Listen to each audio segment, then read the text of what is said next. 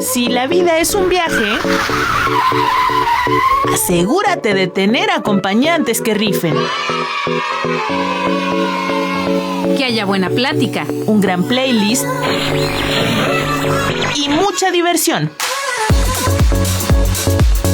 Prevé tu ruta de viaje, pero siempre sigue la intuición. Esto es Por la Libre y sin afinación.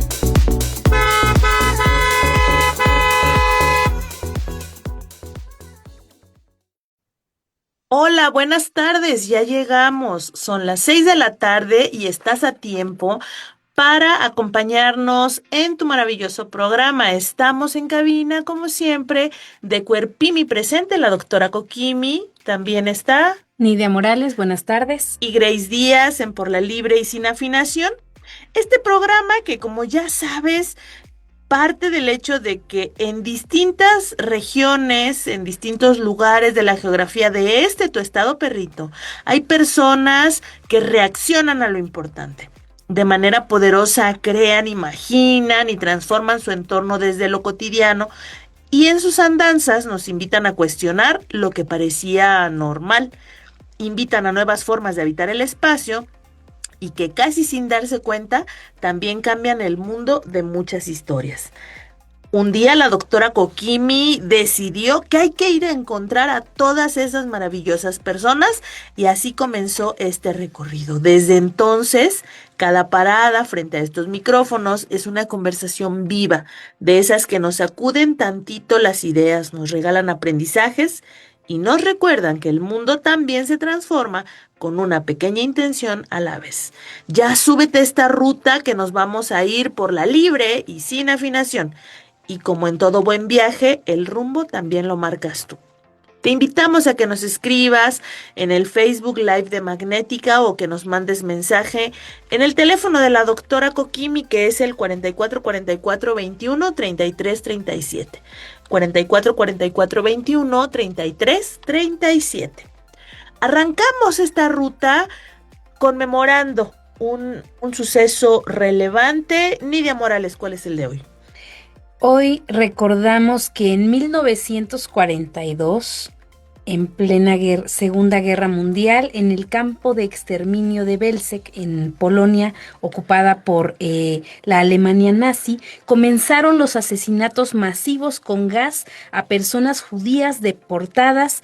Este fue uno de los episodios más brutales del Holocausto, un recordatorio de hasta dónde puede llegar la violencia cuando la dignidad humana deja de ser reconocida para todas las personas. Recordar estos hechos no es solo mirar al pasado, también es preguntarnos qué hacemos hoy para que la dignidad, la igualdad y la vida sean realmente derechos accesibles para todas las personas. Y quizá por eso resulta tan importante que las nuevas generaciones conozcan, cuestionen y defiendan los derechos humanos. Por eso hoy también se suma a esta conversación con la doctora, nuestra invitada Olga Lucio, con el tema Juventudes Críticas, Derechos en Movimiento. Olga, bienvenida, ¿cómo estás? Hola, buenos días a todas, todos y todes que nos escuchan en su bello programa Por la Libre. Estoy muy contenta de haber sido invitada a este espacio. Muchísimas gracias por aceptar la invitación. Ahora vamos a escuchar una capsulimi para irnos adentrando al tema. En pleno 2026, hay quienes piensan o quisieran que los derechos humanos vivieran solo en los libros, en los tratados o en discursos conmemorativos. Afortunadamente, dice la doctora Kokimi, se viven o se exigen todos los días. Y las juventudes lo saben bien, los ejercen en las escuelas, sus trabajos, en las calles, los exigen y otras tantas saben lo que significa que se los nieguen. Para ampliar esta reflexión nos visita Olga Lucio. Ella, por experiencia propia, reconoce que acompañar a las juventudes a mirar los derechos humanos con sentido crítico no es solo enseñar conceptos, es principalmente reconocerse como sujetas y sujetos de derechos y a saber que también pueden exigirlos. Así que esta tarde prepara el cafecito, baja tantito el ritmo si vas manejando y vámonos por la libre a preguntarnos cómo se tejen procesos de autorreconocimiento de derechos con las personas jóvenes. Todo esto, como siempre, en tu estación más pet friendly de Ciudad Perrito, Magnética 101.3 de FM.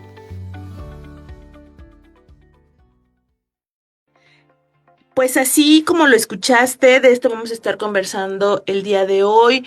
Olga, un ejercicio que hacemos en este espacio es presentarnos en descriptivo para las personas que están conduciendo y que solamente traen la radio, pero también para las personas que viven con discapacidad visual, que puedan imaginar un rostro, una persona detrás de esa voz. ¿Cómo te describes a ti misma? Gracias, creo que fue un pequeño reto pensarlo, pero siento que ya estos 30 años de vida uno ya se reconoce y se conoce bien la cuerpa. Entonces yo me describía de la siguiente forma, si alguien tuviera que imaginarse, pero regularmente cuando yo me dibujo, cuando me autodibujo, pongo una bolita chiquita arriba y una bolita más grande abajo. Entonces soy una persona de complexión grande. Entonces imagínense dos bolitas. Si quisieran pensar en como cuánto mido, por ejemplo, imagínense que ya cuando me subo un columpio ya no me cuelgan los pies. Entonces, soy una persona ya, mido 1,69, tengo el pelo, pues como me queda como en los hombros, y pues soy una mujer medianamente morena, creo que sí un poco racializada de cierta forma, pero quizás todavía paso el filtro ahí racista de la gente, y pues soy una persona ya entrando una mujer entrando ya a la edad adulta, iniciando.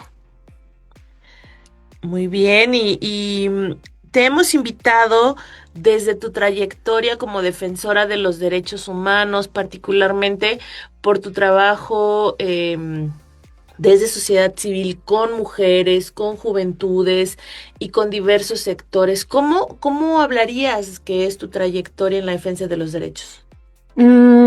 Pues yo inicié en el tema de la defensa de los derechos humanos, en las luchas estudiantiles. Yo fui estudiante de la Universidad Autónoma de San Luis Potosí, por allá de 2014 más o menos.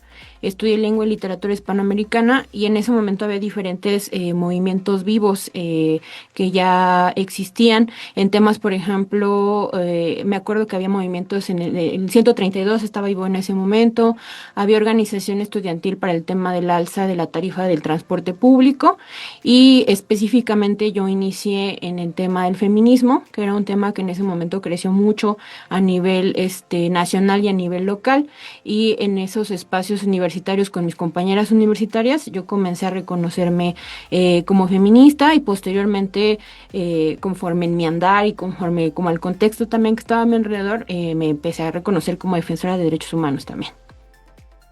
Olga, ¿por qué considerarías tú, a partir como de tu propia experiencia, de tu trayectoria también como defensora, que es importante involucrar a más personas jóvenes en el quehacer por la defensa de nuestros derechos? Siento que como persona joven, cuando no naces como con este contexto de cuestionar. Yo vengo, por ejemplo, de Soledad, de pura escuela pública, mi familia, yo soy la primera generación que va a la universidad y siento que las personas que no venimos de familias que ya están, por ejemplo, en política o como ocupando ciertos espacios, son cosas que nos cuestan, ¿no? Porque a nosotras nos enseñan más bien que toca trabajar y trabajar y trabajar y que uno estudia para trabajar y no para detenerse a cuestionar qué está pasando alrededor, ¿no? Entonces siento que cuando yo entro a la universidad, para mí es un espacio como de cuestionamiento, como detenerme a pensar qué hay alrededor, qué está sucediendo, y siento que nadie te lo explica, ¿no? Como que hay espacios en donde toca, o sea, ¿qué hago con esto? ¿Qué hago con esto que me está generando incomodidad? Que yo siento que me cuestiona, que me mueve en el pechito, pero no hay herramientas para aterrizarlo, ¿no? O acercarme o platicarlo con otras personas. Entonces siento que las personas jóvenes, conforme vamos ocupando el espacio público, nos vamos dando cuenta como hay distintos temas que nos mueven, ¿no? Pueden ser varias cosas, ¿no? Desde como las relaciones que empezamos a tener con otras mujeres, con las parejas, cómo ocupamos el espacio público, cómo llegamos a las aulas, también las injusticias que hay también desde esos espacios, luego cuando queremos insertarnos en el campo laboral. O sea, siento que vamos dándonos cuenta de que el espacio nos mueve cosas, nos cuestiona cosas, es injusto muchas veces, pero no sabemos muchas veces cómo aterrizarlo, o sea, sabemos que nos molesta, sabemos que nos incomoda, pero a veces es complicado entender que podemos organizarnos o hacer cosas para que las cosas cambien. Sí, a mí me parece muy valioso esto que colocas, porque si bien en muchos espacios nos señalan que hay una crisis en la educación, me parece que la experiencia de continuar estudiando o de ir a un espacio, acceder al derecho a la educación es algo que las personas jóvenes no deberíamos perdernos, porque me parece que más allá de si las escuelas permiten o brindan estas herramientas de las que tú hablas, indudablemente la vinculación con otras personas de nuestra edad o que comparten características nos permite ese diálogo para ir conociendo el mundo. ¿En qué momento consideras tú, sea desde tu vivencia o desde el trabajo que has hecho, que una persona joven pasa de saber que existen los derechos allá en la Constitución o en otros espacios mencionados a reconocerse realmente como una persona sujeta de derechos?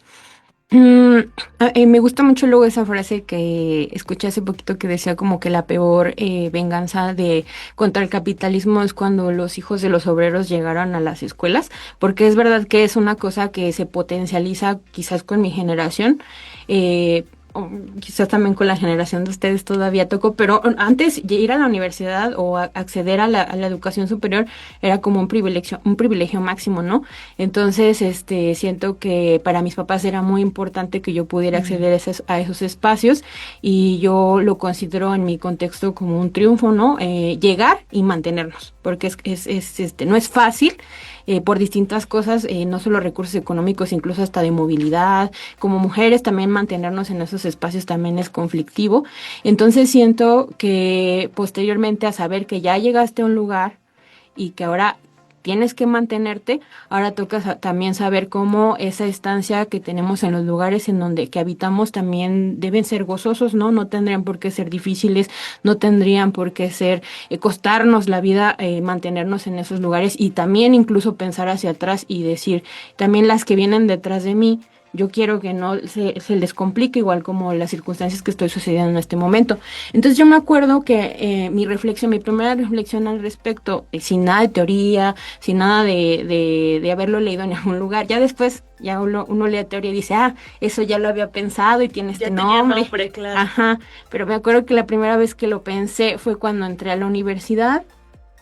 Alguien me contó de que señalaron a ciertos maestros y me dijeron como de, oye, estos maestros, ten cuidado con estos maestros porque pueden hacerte difícil la estancia en la universidad, como señalando que pues eran agresores, ¿no? Entonces yo me acuerdo que me pregunté a mí misma, dije, pero ¿por qué tenemos que nosotras avisar en lugar de decir, pero esto no es justo? O sea, no es justo que yo tenga que cuidarme de un profesor que probablemente sea potencial agresor, porque en realidad de eso no pedimos que lo quiten, o nos organizamos para que lo quiten, o pensamos que tenemos derecho a tener espacios universitarios seguros, ¿no? Entonces siento que dar ese siguiente paso de decir, yo también puedo hacer cosas para que las circunstancias que estoy atravesando me sean más cómodas para mí, para las que siguen, pues es eso que dicen en los derechos humanos, que es reconocerse como sujetos de derechos, ¿no? Que no es un privilegio que esté ahí, sino más bien que es un espacio que yo tengo derecho a habitar y que también tengo derecho a que sea un espacio libre de violencia. Entonces, ese pasito siento que fue como circunstancial, ¿no? Primero fue como empíricamente y luego después llegué a espacios como involucrándome en este tema con otras personas, con otras mujeres que ya hacían defensa de derechos humanos, a lo mejor sin nombrarse, fue que fui llegando a espacios que siento que fueron, potencializaron como esa semillita que ya había, ¿no? Luego dicen que son los semilleros. Entonces siento que a partir de ahí me fui reconociendo. Yo quiero mencionar específicamente un espacio que para mí fue muy importante y que siempre lo menciono, pero cuando yo era más joven, creo que tendría como 23, 22 años por ahí, hubo un espacio que se llamó La Popular, que fue un espacio una escuela de derechos humanos, creo que fue la primera generación. Se organizó por EDUCIAC y me acuerdo que en ese momento quien la coordinaba fue Fátima Alviso. Entonces yo siento que a mí ese espacio potencializó y me dio herramientas para cosas que ya había en mi corazoncito. Entonces de ahí siento que florecieron. Wow, qué bonito, qué poderosa historia. Yo aprovecho para que desde acá le mandemos un saludo a Fátima Alviso. Y con esta memoria de tu corazón, vámonos a un corte y ya regresamos. Estamos de regreso con esta plática muy reveladora con Olga. Antes de irnos al corte, Olga, nos decías de cómo te descubriste a ti misma en un espacio escolar, pasándote la advertencia o recibiendo la advertencia de las compañeras que te decían en dónde había que tener cuidado, con quién específicamente había que tener cuidado, y quizá algunas de las personas que nos están escuchando conectaron con eso. También compartiendo esas advertencias en su entorno de trabajo, en el lugar donde habitan, ¿no? Las escuelas a donde llevan a sus hijas e hijos, o siendo tú quien asististe a esa prepa o esa universidad, pasándote el tip con la gente a tu alrededor de dónde tener cuidado. Y esto para mí es importante porque fíjate que yo no lo había conectado primero con el hecho de que estudiaste literatura y lengua, ¿no? Cómo los mensajes, cómo las narrativas están no solo en los textos, sino también en los contextos. Y también de una labor que a mí me parece bien relevante de todo lo que haces en defensa de derechos humanos, que tiene que ver precisamente con construir contenidos, construir mensajes claros, ágiles, cercanos para la gente que habita también el mundo digital, ¿no? Y cómo esta información sobre los derechos humanos, sobre las luchas vivas que atraviesan a las juventudes, también tienen que comunicarse en esos espacios en los lenguajes del entorno digital. No sé si quisieras tú colocar algo justo como toda tu experiencia en la defensa de derechos humanos, pero también los saberes adquiridos a través de la formación profesional y el entorno que habitas, pues se mezclan ahí en esa licuadora para hacer reels, memes, y contenido pues que sí conecta con la gente. Gracias. Pues siento que me costó, o sea, como que me costó reconocer, como conectarlo, ¿no? Porque yo ya me reconocía como feminista y como defensora de derechos humanos, pero hacía un montón de cosas y en otros espacios. Pero por ejemplo, de repente me empezaron a delegar cosas como las redes sociales de varias colectivas. O sea, yo les manejé un buen de redes sociales de muchos movimientos y de muchas colectivas y generaba contenido desde ahí. Nosotros teníamos una colectiva en la universidad y desde ahí yo generaba contenido para la colectiva. Pero fue como muy circunstancial, o sea, no fue porque dijera, ay, ella es de literatura y ella debe de saber, ¿no? Como que fue sucediendo y ya después me di cuenta que ya manejaba un montón de espacios digitalmente y generaba mucho contenido y que tenía también que adecuar como el discurso a cada espacio, ¿no? A cada tema, porque no eran los mismos temas. Entonces, todo era defensa de derechos humanos, todo tenía que ver con feminismo, pero no eran las mismas agendas, porque también uno luego se mete en un montón de cosas, ¿no? Entonces, de repente cuando me di cuenta, ya estaba haciendo eso, pero me costaba entender que eso también era parte, ¿no? También de la defensa. Luego ya después de por ahí empecé a escuchar esto que dicen como defensoras de derechos humanos digitales, por ejemplo.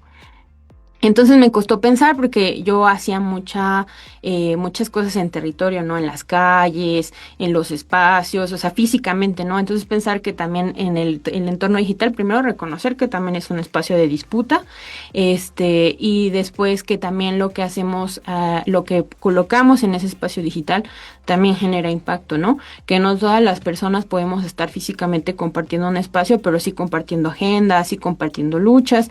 Entonces, fue todo un proceso. Yo creo que hasta apenas el año pasado ya empecé a reconocer eso también como una parte de mi defensa de derechos humanos y también comenzando a profesionalizarlo, ¿no? Porque siento que primero pues todo empieza siendo muy empírico. O sea, creo que pues no soy comunicóloga, yo soy literata y tengo, por ejemplo, bases del tema de cómo construimos discursos, temas lingüísticos y tal, pero mi formación y mi carrera pues no es esa, ¿no? Y menos en mi formación luego a veces puede ser, la cosa de la literatura y la lingüística a veces puede ser muy elitista, por ejemplo. Entonces uno se va colocando. Conforme lo que le atraviesa se va colocando en lugares. Entonces siento que apenas el año pasado, antepasado, empecé a buscar espacios, empecé a ver cómo la agenda nacional y global se empezaba a colocar en cómo las narrativas sí estaban construyendo realidades, específicamente en el tema digital, por este boom que hubo en la IA y las redes sociales y el TikTok después de la pandemia. Entonces empecé, porque ya no podíamos salir, ¿no? Entonces ya todo se comunicaba en el espacio digital y era donde estaban ocurriendo cosas y empecé a ver cómo la agenda de defensa se colocaba en esos lugares. Cómo ya se decía cómo se pueden construir y cambiar realidades a través de lo que ven las juventudes, de lo que ven las personas, de lo que generamos, ¿no? Y comprender que hay todo un cambio generacional de cómo se están construyendo las narraciones. Entonces, por ejemplo, identifico cómo dicen, por ejemplo, que esta nueva generación de juventudes ahora es un poco más conservadora, por ejemplo, porque el contenido en redes sociales que ahora se consume va más cercano como al tema de un poquito más conservador, más de derecha y tal. Entonces empecé a meterme a algunos grupos de formación que queríamos combatir, como este avance de agenda más conservadora, ¿no? Que también podíamos combatir, pues generando contenido en redes sociales, contenido que pudieran consumir las juventudes, pues en una agenda pues de derechos humanos, LGBTQ+, racial, con perspectiva de migraciones, de mujeres, pues todos estos temas que nos atraviesan, pero que ya parece que ya no está tan de moda, ¿no? Que parece que ya todos queremos ser clean look y personas delgadas y personas que quepan en una hegemonía, ¿no? Entonces, pues fui reconociendo y también buscando espacios para formarme al respecto de cómo sí los referentes que colocamos en cómo comunicamos sí están construyendo realidades. Y del otro lado me parece que también el que tú te asumas como una mujer joven y estés en esa experiencia de vida, acorta indudablemente como las referencias o incluso la forma de mirar las situaciones que propiamente están viviendo las personas jóvenes. En esa experiencia y en tu acompañar en la defensa a grupos de personas jóvenes, ¿qué has aprendido sobre los derechos humanos de las juventudes que quizá las personas adultas o las personas que ya no nos reconocemos en esa condición no estamos viendo? Bueno, primero para evitar funas dirías por ahí. Pues acabo de cumplir 30, ¿no? Yo entiendo que ya según muchas organizaciones ya crucé la línea, ya no soy persona joven, y es todo un proceso también soltar como reconocerse desde esos lugares, pero también uno empieza a darse cuenta cómo ya existe una brecha generacional, ¿no? Y cómo ya también hay discursos distintos y pensamientos distintos y y formas de colocar las cosas de forma diferente, ¿no? Que no está mal. Siento que luego yo siento que cuando yo me tocó convivir con personas adultas, como yo me posicionaba en el mundo y como las personas jóvenes alrededor nos posicionamos en el mundo, les puede parecer muy destructiva a las personas adultas, ¿no? Entonces ahora a veces yo me reconozco también así como moviéndome, ¿no? Como moviéndome ahora cómo se posicionan las juventudes. Entonces lo que trato de hacer es con las personas jóvenes a mi alrededor, como conversar, como escucharles, como ver cuáles son sus preocupaciones, cuáles son sus sentires. Creo que como este adultismo justo que luego tan interiorizado es como de yo sé porque yo soy más grande y tú no sabes porque tú eres una persona más joven, ¿no? Entonces siento que en principio pues escucharles, o sea, escuchar cómo hablan, qué símbolos utilizan, cuáles son sus referentes, qué les mueve. Por ejemplo, ustedes tuvieron ahora un capítulo de K-pop, ¿no? Entonces, a mí en mi generación eso no era algo, a mi generación, por ejemplo, era el perreo, y ahora, por ejemplo, las juventudes ya no perrean, ya es una forma distinta de bailar, de la fiesta, de todo. Entonces, escuchar cómo ahora están ocupando el espacio y también tratar de transformar la forma en que yo me sé comunicar para que le haga sentido a las personas más jóvenes, ¿no? Entonces yo, por ejemplo, tengo una cuñadita, mi cuñadita tiene 22 años y yo la quiero mucho, me parece una niña muy linda y me gusta mucho platicar con ella. Entonces le pregunto así como de, oye, Alison, no sé qué, y le mando memes y le pregunto y le digo, oye, pero ¿qué piensan esto con tus compañeros? O sea, ¿qué dicen? Y entonces ella ya me cuenta y entonces a mí me abre la perspectiva de ahora cómo las juventudes están teniendo relaciones y enfrentándose a problemas en el mundo, ¿no? Se le preguntó, oye, ¿y ustedes han visto esto de lo que está pasando ahora con Palestina o lo que está pasando ahora con Estados Unidos? O sea, ¿ustedes hablan de eso? ¿Les preocupa? Y a mí me parece importante como abrir estos espacios, ¿no? Donde estas juventudes nos digan qué les duele, cómo lo solucionan, cómo se posicionan y entonces como nos comunicamos, pues también adaptarnos a esas formas en que les haga sentido.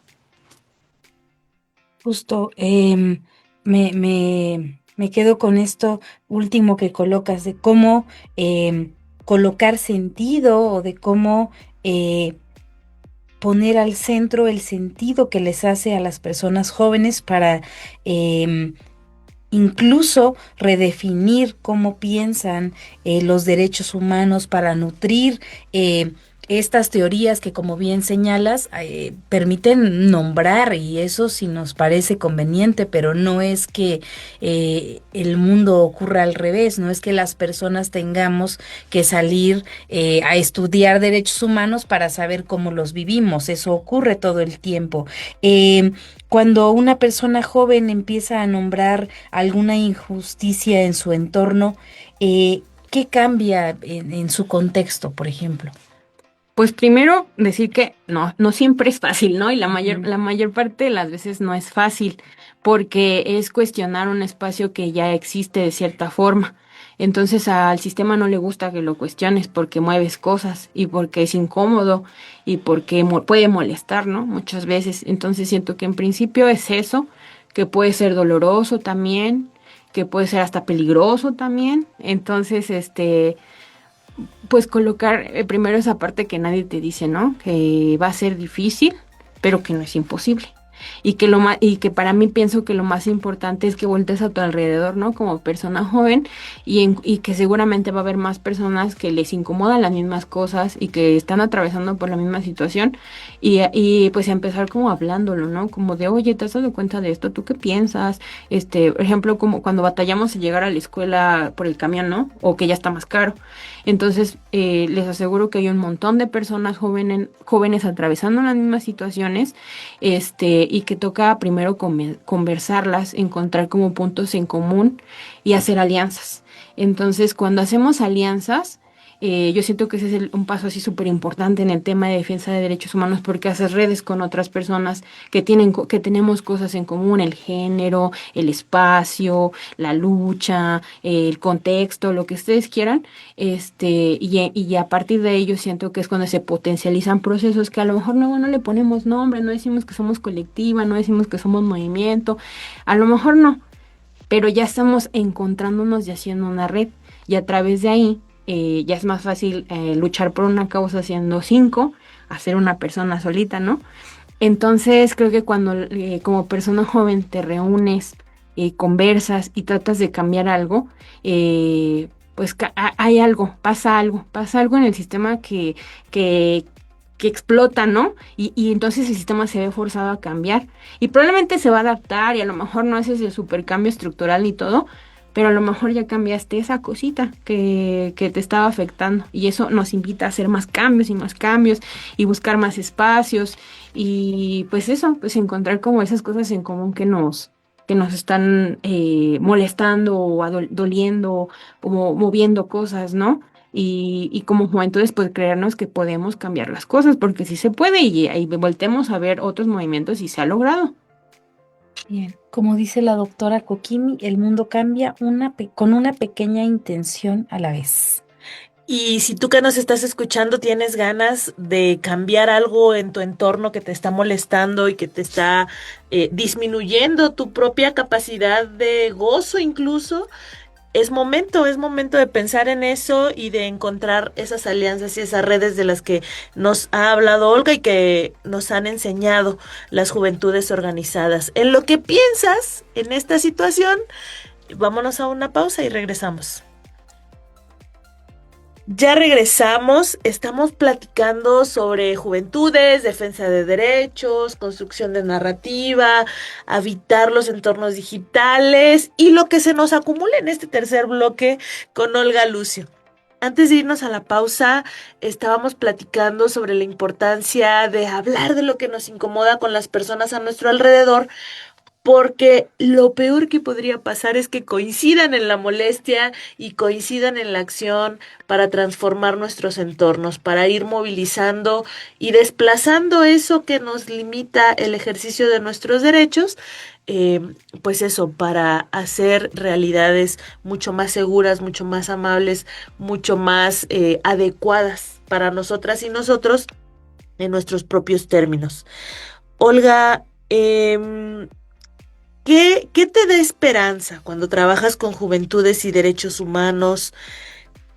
Pensando también que estas luchas por sí mismas inspiran y motivan, pero después de algún rato podrían desesperanzar, podrían ser agotadoras, podrían también generarnos algunos fenómenos que también las juventudes han visibilizado, como la depresión, la ansiedad, ¿no?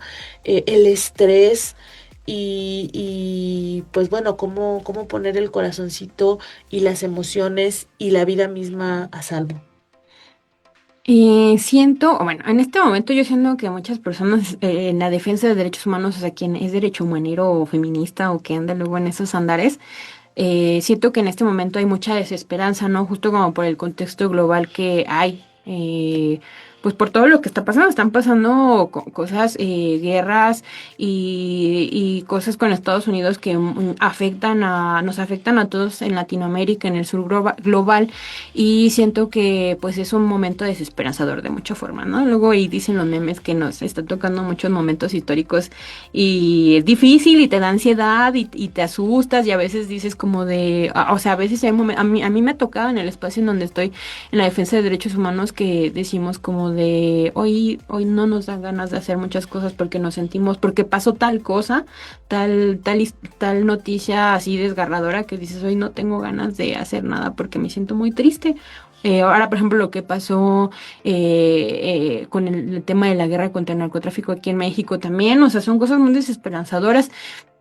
Entonces siento que ha sido dificultoso como encontrar esos como espacios de esperanza. Por ejemplo, ahora lo que está pasando con el tema de retroceso en muchos derechos que pensamos que habían sido ganados, ¿no? O sea, ya hay, espacios en Latinoamérica donde ha habido retrocesos en el tema de derechos sexuales y reproductivos, en el tema de derechos laborales, en el tema de migración. Entonces, pues a veces pensamos que dicen que los derechos humanos no retroceden, pero está pasando, ¿no?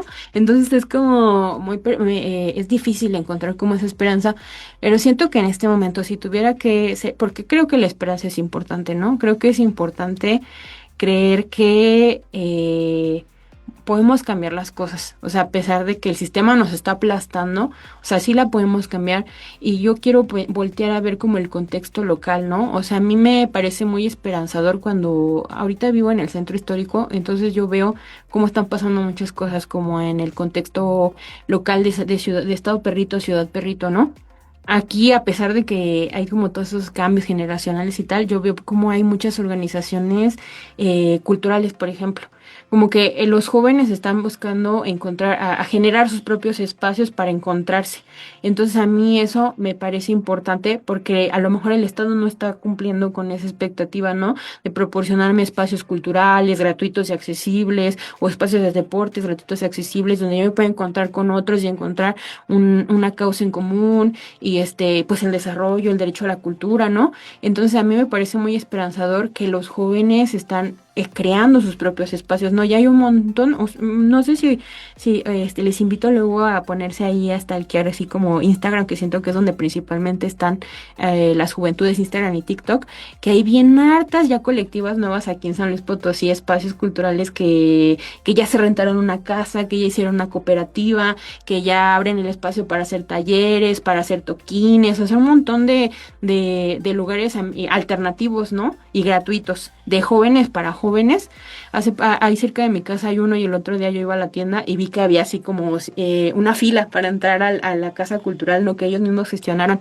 Y a mí me parece, pues, muy esperanzador ver que también las juventudes, o sea, que a pesar de que pensamos que no está sucediendo, que está habiendo un retroceso, en nuestros contextos locales están encontrando formas de hacer sus propios espacios, de organizarse y que seguramente después se van a convertir en otra defensa de otras cosas, ¿no? Se van a ir dando cuenta como hay otras cosas que aparte de las cosas culturales también les aqueja o les afecta.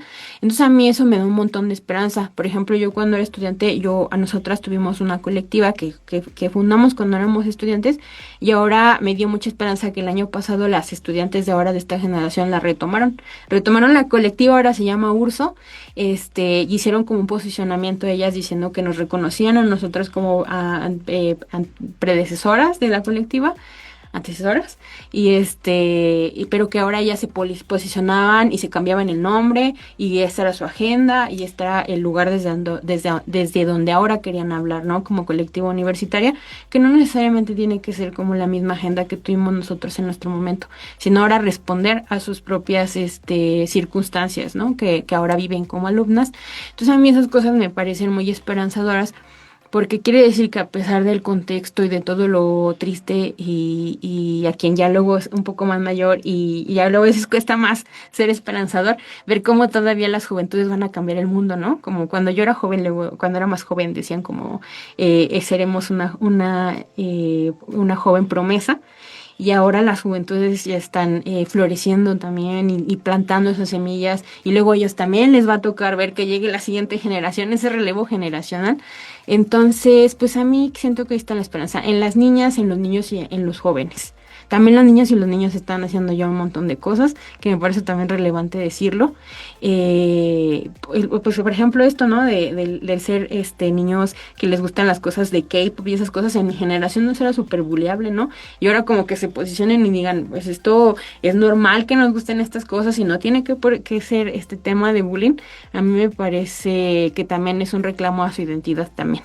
Yo escucho luego niños también y hay jóvenes adolescentes que ya no tienen miedo a muchas cosas que nosotros tuvimos miedo, ¿no? De decir. Entonces, pues sí creo que ahí está la esperanza. Sí, me parece muy valioso que coloques estos espacios de la cultura como sitios para encontrarse, que reafirmemos en este su programa que la cultura y las artes sí nos salvan, sí producen atisbos de esperanza. Y esto que tú colocas, que también me parece muy valioso, que se reconozca tu trabajo, tu trayectoria, que parte de lo que tú dejaste en un espacio universitario se mencione, que no seas borrada de un esfuerzo colectivo que ahora arropan otras mujeres. Además de eso, ¿alguna otra cosa que a ti te dé esperanza en esta vida?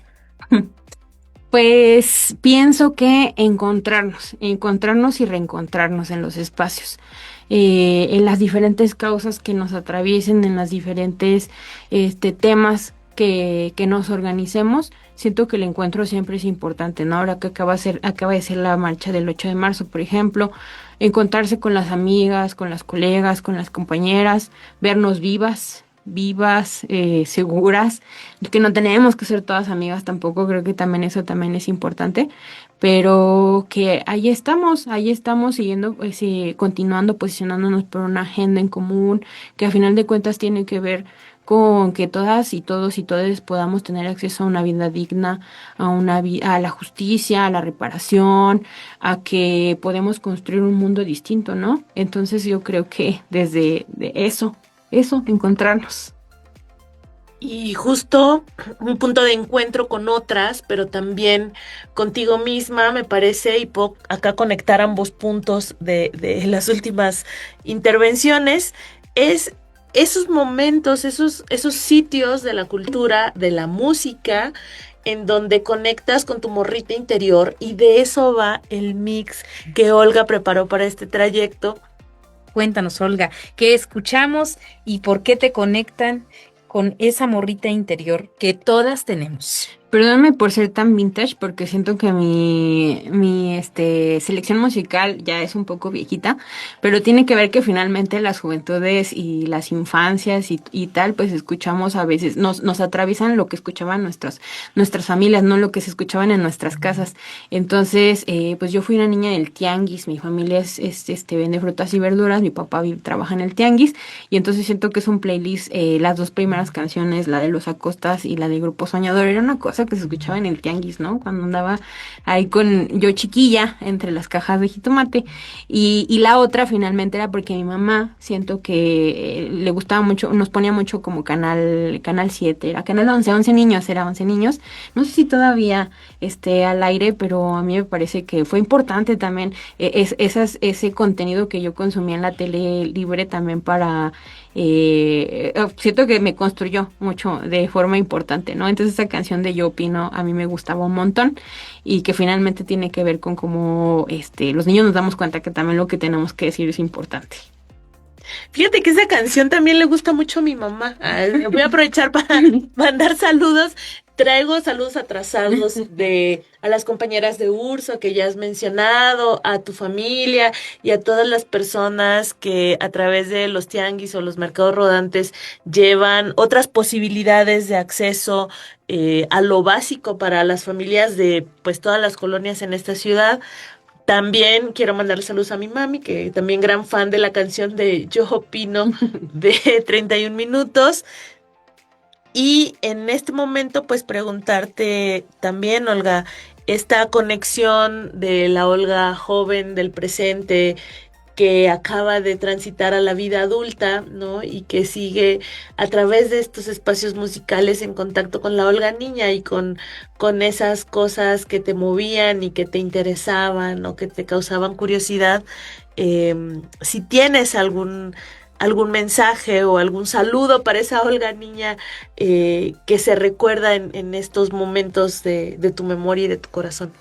Yo siento, y a ver si le hace sentido a quien nos está escuchando, pero siento que cuando vienes de un contexto en donde no donde nadie te dice que se vale preguntar, cuestionar y disentir, siento que es importante que nosotras sepamos que lo que tenemos que preguntar y lo que tenemos que quejarnos y lo que tenemos que cambiar es importante y es válido, ¿no?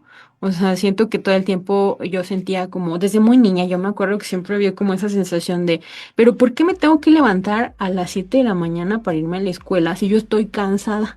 Para mí fue un choque extremo cambiar de la primaria al preescolar, porque yo decía, pero ¿qué pasó de ayer a hoy?